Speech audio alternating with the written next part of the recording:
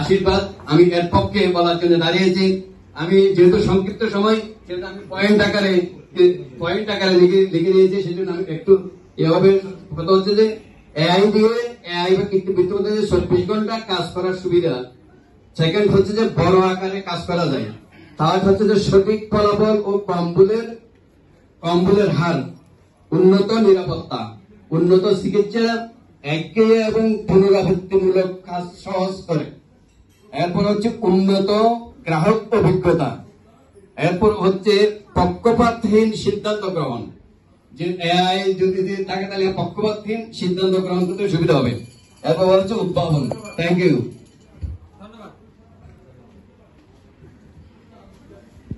আসসালামু আলাইকুম, সম্মানিত সভাপতি এবং উপস্থিত বৃন্দ। আজকে টপিক কৃত্রিম বুদ্ধিমত্তা মানব জাতির জন্য আশীর্বাদ না অভিশাপ। সঙ্গত কারণে আমি এর বিপক্ষে অবস্থান নিয়েছি।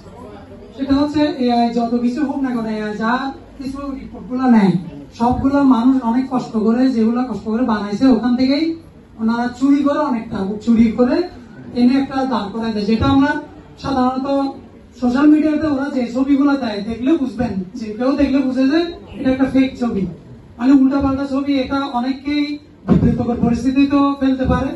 এগুলা হ্যাকারদের জন্য অনেক সুবিধা হয়েছে এআই হওয়াতে। ওরা দ্রুত মানুষের টাকা পয়সা গুলো চুরি করে ফেলতে পারে। এই যে ব্যাংকিং ইন্ডাস্ট্রিতে আরো খারাপ দিকে নিয়ে যাবে সামনে এআই। এতে চাকরির বাজারে তো আসলে আস্তে আস্তে কিন্তু মানুষের অংশগ্রহণ কমে যাবে।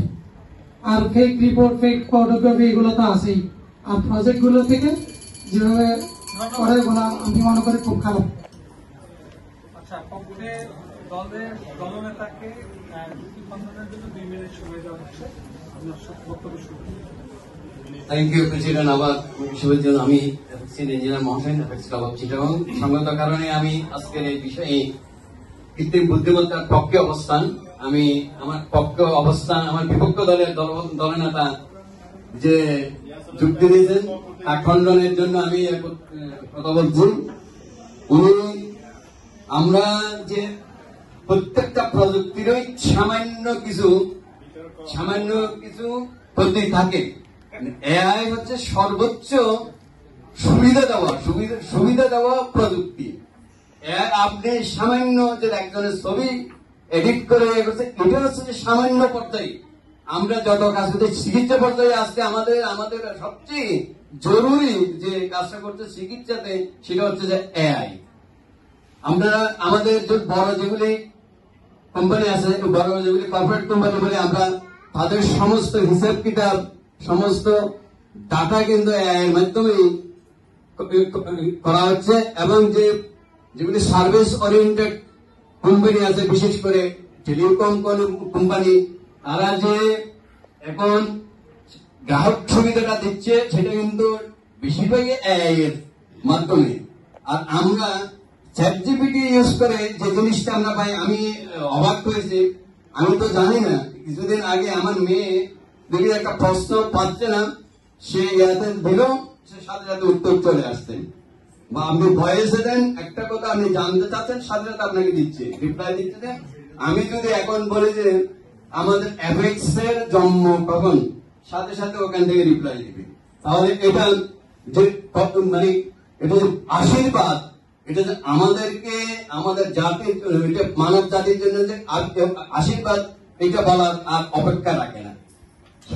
ধন্যবাদ সবাই, ধন্যবাদ সবাইকে।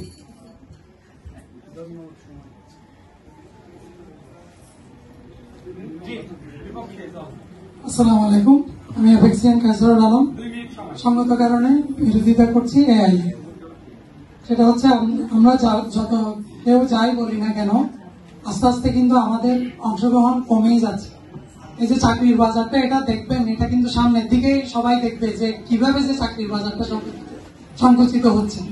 যে 1 লাখ লোকের কাজ এআই দিয়ে যখন 2 জনে করে ফেলবে, তখন কিন্তু দেখা যাবে যে আসলে এআইটা একটা অভিশাপে পরিণত হচ্ছে।